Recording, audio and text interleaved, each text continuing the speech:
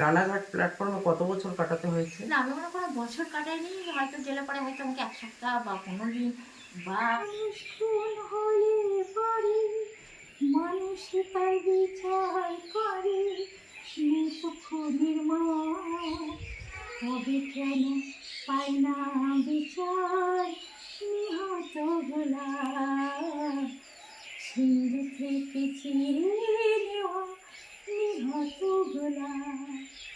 দিদিকে আরেকটা জিনিস, গান বাজনারই একটা জিনিস আজকে নিয়ে আসা হয়েছে। এইটা দিদি ইয়ে করবে, এটাই দিদির হাতে দেওয়া হয়েছে। ডাকলি বলে এটাকে। হ্যাঁ? ডাকলি বলে। এটা দাপলি, ওই মানে এটা ওই মন্দিরা ছবিতেও ব্যবহার করা হয়েছিল। দাপেলি বা দাপেলি বাজা, ওই ঋষি কাপুরের একটা ছবিতে ব্যবহার করা হয়েছিল, সারগাম ছবিতে। সারগাম ছবিতে।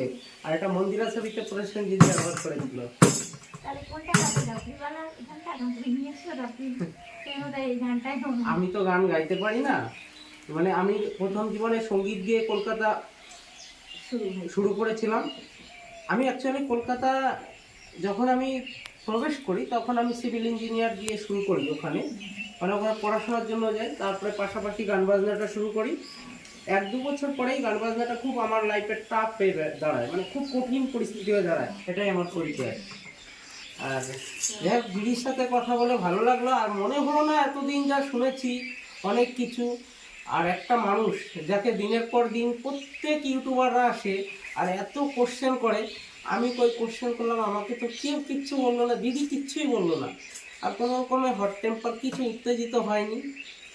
অনেক ক্রিয়েটার দেখেছি, কেননা এর পেছনে একটা মানুষকে এতবার যদি ডিস্টার্ব করে তার মাথা অটোমেটিক, আমার হলে আমারও মাথা কাজ করতো না।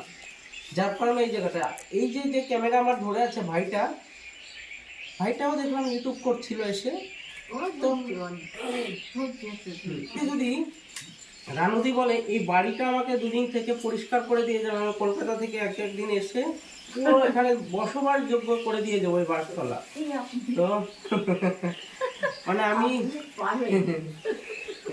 আমি সেইভাবেই দিদিকে আজকে দেখতে এসেছিলাম। দেখতে এসে মোটামুটি এইটা একটা, যদি সব ইউটিউবার একটু একটু করে পাশে দাঁড়াতো তাহলে আমার মনে হয় এইসব জায়গা দিদির থেকে মানে লাইফের কোনো প্রবলেম হতো না। কিন্তু দিদিকে দিয়ে এবং ভুবনদাকে দিয়ে একটুখানি নিয়ে আসলাম। দিদি অনেক কিছু ডেভেলপ করেছে লাইফে।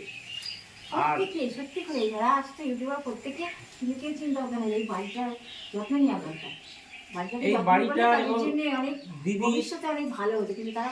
দিদির যত্ন নেওয়া দরকার ছিল, কিন্তু অনেকেই পারতো দিদিকে সুযোগ করে দিতে, যে জায়গা চলে গেছিলো, যে নাম ডাক সব কিছু হয়ে গেছিলো। আমি কোভিডের পরে দেখেছিলাম, কোভিডের সময় অনেক ইউটিউব খুললেই দেখতাম, ইউটিউব খুললেই তখন আমি ব্লগেও ছিলাম, কিন্তু আমি গগনবালা। তো আমার ছোট ছোট দুটো ক্রিয়েটার চ্যানেল আছে, ক্রিয়েটিভ, তো সবাই ফলো করবে, দেখবে। এবং দিদিকে আজকে আমি ফার্স্ট ক্যামেরাবন্দি করলাম তোমাদের সামনে। তো এরপরে আমি আসবো, দিদি যদি আবার সেই চরণ ধুলি দেওয়ার সুযোগ দেয়। কি দিদি?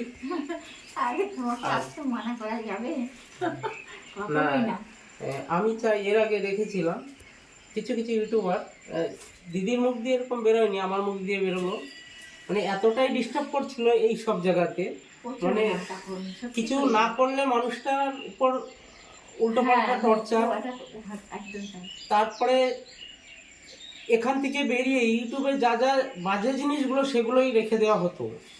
তাদের ঝাঁটার বাড়ি এটা ওটা দিয়েছিল, কিন্তু সেই পর্দা সেই পর্যন্ত পৌঁছে গেছিল ব্যাপারটা, তার মানে তার ঊর্ধ্বেও চলে যেত, কিন্তু সেটা ক্ষমতা ছিল না দিদির হাতে। তাই সেইভাবেই সে ইয়ে করেছিল। কিন্তু এটা কিন্তু মানে খারাপভাবে কেউ নেবে না যারা দেখছো, আর এটা সেইভাবে পৌঁছে গেছিলো। তবে আমি অনেক ক্রিয়েটারকে দেখেছি যারা দিদির পাশে একটু একটু করে, এক বিন্দু বিন্দু করে দাঁড়াতে পারতো, কিন্তু কেউই দাঁড়ায়নি। তো যাই হোক, দিন আবার ক্রমেশ ঘুরবে।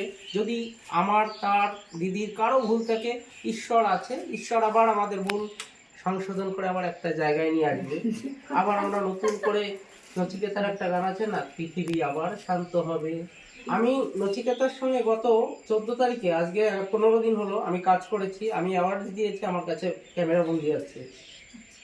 আমি একটা অ্যাওয়ার্ড দিয়েছি কল্যাণীতে, মানে আমার ইভেন্টের নামে আমার কাছে ক্যামেরা বন্দি আছে এবং কিছু ফটো আছে, আমি দেখাচ্ছি দিদিকে। হ্যাঁ, শুধু অনেককেই দিয়েছি, আমি তো দুটো একটা, বেশি ক্রেডিট নেব না এখানে। আর দিদির সঙ্গে এরপরে আসবো, আর ছোট ছোট করে যদি আমি পারি এই যতটা পাশে দাঁড়ানোর চেষ্টা করি হ্যাঁ, তখন ওই কী করতো, শাড়ি আনতো, তো শাড়িগুলো ওরকম দফা থাকতো, মানে শাড়িগুলো আর তারপরে আর ব্যবহার করা যেত না, মানে ওইভাবে ওই একটা দিন ওরকমভাবে মালা পরিয়ে ভিডিও বানাতো। তো তখন কি শাড়ি থাকতো আর কি, এখন তো সেই সব শাড়ি তো নেই, সেই সব শাড়ি নেই, কিন্তু পরে যেগুলো এনে দিয়েছে তার আবার প্রয়োজন যেগুলো সেগুলো আনতে চায় না, তো করতে পারি না। তো ঘরে থাকলে ঘরে এই যে আছি যে নাইটি করতে হয়, এবার নাইটি ছাড়া আর কোনো কিছু আনে না, না সালোয়ার আনে না অন্য কোনো ড্রেস, এসব তো আনে না। তো আমাকে যেন নাইটি, আর যদি যখন কোথাও নিয়ে যায় তখন শাড়ি পরে যেতে হয়।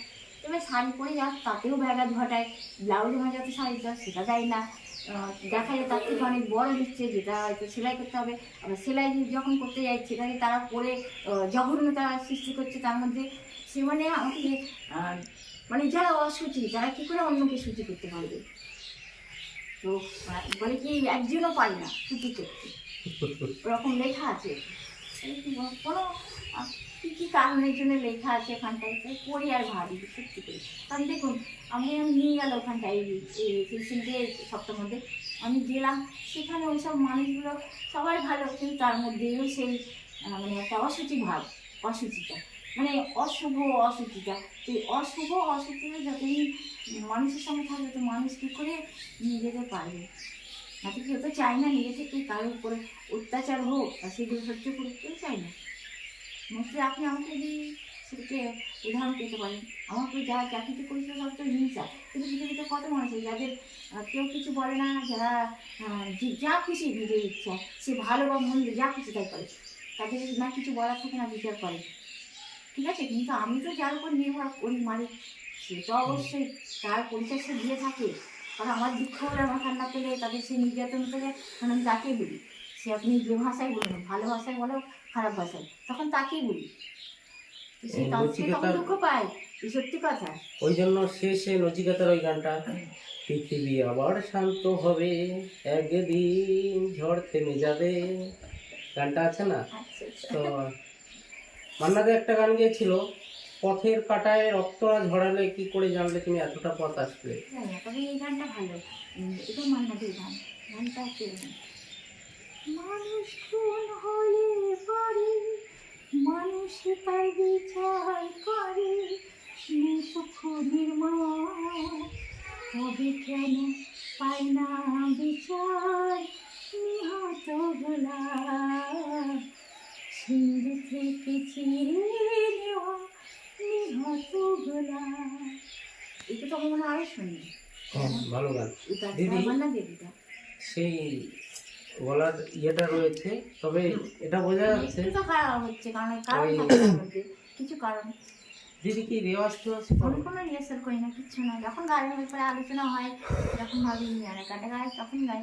কিন্তু আমি আলাদাভাবে যেরকম মানুষ যেরকম আলাদাভাবে একটা নিজের জন্য সময় ব্যয় করে গান শেখে বা গানের জন্য রিহার্সাল করে বা প্র্যাকটিস করে, আমার সঙ্গে তোমার গান শিখতে মন চায় এখন?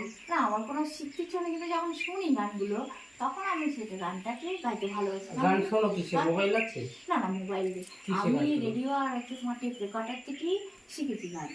তো কথা হচ্ছে মোবাইল আমি নিজেও অপারেট করতে জানি না, কারণ কি আমাকে তো এই ব্যাপারেও মূর্খ বানিয়ে রেখেছিল। তো সেই আমি যাই না, আর যদি মোবাইল থাকে করে কেউ আমাকে ফোন করলে আমি রিসিভ করতে পারবো, তার সঙ্গে কথা বলতে পারবো। ফোন আছে?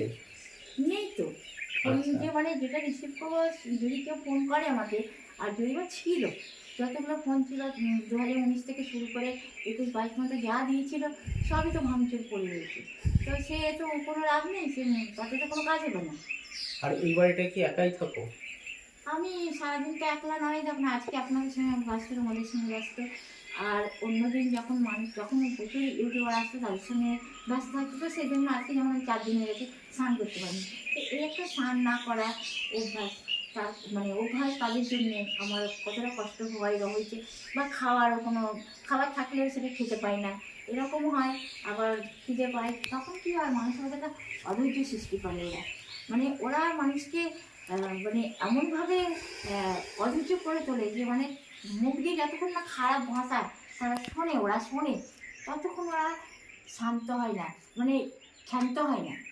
ওরা তো ক্রিয়েটার, ওরা ওদের কাজটাই সারতে আসে। কিন্তু ওরকম ভালো না। হ্যাঁ। তাকে যদি খুন করে, তাকে যদি বলা হয়, মারধর করা হয়, ওই কাজটা করে জোর করে, বা এইটার সে কিছু পাওয়ার আশায় যদি কাউকে খুন করে, তাকে জ্যান্ত অবস্থায় খুন মেরে পিটিয়ে তাকে বলে, সেটা কি তার, কেন পৃথিবীতে কেউ বলতে পারে? যার জন্য ওই দিন এই গানটা গিয়েছিল, আরেকজন হিরো এসেছিল, সে গাইল, मुझे दिल ना कहना मुझे लोगों, मुझे तो सारा जमाना है, मुझे दिल ना कहना मुझे लोगों, मुझे तो सारा जमाना है। এই গানগুলো, এটা এত সাব্বির কুমার, এত মোহাম্মদ আজিজ, এই যে ব্যক্তি গায়ক আর কি গিয়েছে, তো কতটা মানে দুঃখ তাকে সহ্য করতে হতো গানটা গিয়েছে। আরেকটা জিনিস, রানাঘাট প্ল্যাটফর্মে কত বছর কাটাতে হয়েছে? না, আমি মনে কোনো বছর কাটাইনি, হয়তো গেলে পরে হয়তো আমাকে এক সপ্তাহ বা 15 দিন, বা হয়তো দেখা যাচ্ছে। আর সব সময় না, রাতে যখন কোনো আশ্রয় থাকতো না, বেগুপাড়ায় আসতাম, বেগুপাড়াতে দেখা যেত যে আমি মানে যখন আমার মাসি খাওয়া দাওয়া হয়তো ঘরে দিয়ে যেত, হ্যাঁ, আমাকে ধরে নিয়ে আসতো, আমার মাসি নিয়ে আসতো রান্নাঘর থেকে, এনে বাড়িতে দিয়ে যেত।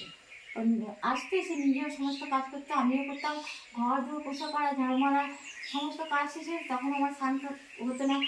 মাসি তো রাতে বেলায় স্নান করতে পারতাম না, আমি স্নান করি আমার ঠান্ডা লেগে যাবে, আমি সেই জন্য স্নান করতে পারতাম না। যদি সম্ভবত কাপড়টা ছাড়তাম হয়তো বা, হয়তো তাও ছাড়তাম না, ওই ধুলোমুলো ওইভাবেই থাকতে হতো। তারপর মাসি চলে যাওয়ার পর তারপর আমাকে স্নান করতে হতো। এরকমও দিন গেছে, কিন্তু কন্টিনিউ মানে 3-4 দিন ধরে আমাদের শুধু কাজই চলছে। তো কোনোদিন 2 দিন বা কোনোদিন 3 দিন, সে আর তার কাজ শুরু করা মানে সে মানে যতক্ষণ না সে শেষ হয়ে যাবে ততক্ষণ সে কাজটা দেখে দেখে আমার মানে চোখে জল কান্না পেয়ে যেত। তার মধ্যে এই সব খাওয়া সে মানে কাজ ওই অবস্থাতেই হতো, রান্না করতে আমাকে রান্না করতে হতো। রান্না করে না দুপুরবেলা খেয়ে, তারপরে তো তার খিদে পাই, সকালবেলাটা হয়তো টিফিন বানাতাম, সেও খেলো, আমি খেলাম, তারপরে শরীরে জোর থাকবে তবে না সেই কাজগুলো করতে পারে, সেগুলো থেকেও বঞ্চিত করে এখন কান্না পেতে। কিন্তু আমি কী করবো, আমি তার কাছে অনেক শিশু, আমি তার কাছে শিশু, কিন্তু তবু কর্ম যখন আমাকে যখন কাজ করতে দেয়, যত যত বড় হচ্ছে তখন তো আমার ঘরোয়া কাজগুলো আমার করতে হতো।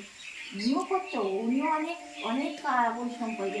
একদিন এসে আমাকে বলছিল যে এই টাকাটা মানে অনেক কষ্ট করে মানে দিয়েছিল 500 টাকা, অনেক ডিউটি করে হসপিটালে রাজ্যে লেগে গিয়ে ডিউটি করে করে টাকাটা আমার দিয়েছিল বা দিয়েছে, তো কাঁদছিল মনে, তার কথায় আমারও কান্না পাচ্ছিল, এবং আমি কিছুই করতে পারি না। এবার সে এসে আমি তাকে কী বলবো যে বসে, আমি তো ওখানে বসে থাকি, মানে আমার মাসি না খুব মানে রাগটা প্রচণ্ড খারাপ মাসি, হট করে এসে গায়ে হাত তোলা, মারধর, ওই ধরনের মাসির একটা অভ্যাস। কিন্তু কতদিন আগে? এটা আমি ছোটোবেলা থেকেই দেখেছি না, কোনো সময় মাসির ব্যবহার খুব ভালো, আবার হঠাৎ করে ওই মানে হঠাৎ করে যে মাথা গরম হয়ে যাওয়া যায়। আমি ছোটোবেলায় বলতে চা বানাই, এবার আমি চা বানাতাম, তো সেটা বানাতে বানাতে ঘাটতে ঘাটতে কাপড় হয়তো কম মানে কম হয়ে যেত, কম বেশি হয়ে যেত। তখন আমাকে বলতো আর হয়তো মাসি কী করছে, রকে বসে দাঁড়িয়ে কাপড় দিচ্ছে, আমাকে বলতে চা বানিয়ে দিতাম। মাসি বলতে কি এই কাপ প্লেটে করে, মাসি বলতে কি চা না, এটা এরকম গরম চলবে না, আরও গরম কর, আবার গরম করলাম দিলাম, ওরম গরম চলবে না, আবার এই গরম করতে করতে ভালো চা বানিয়ে গরম করতে করতে ফোটাম তো গরম, যাতে বলে মুখ ফুটে।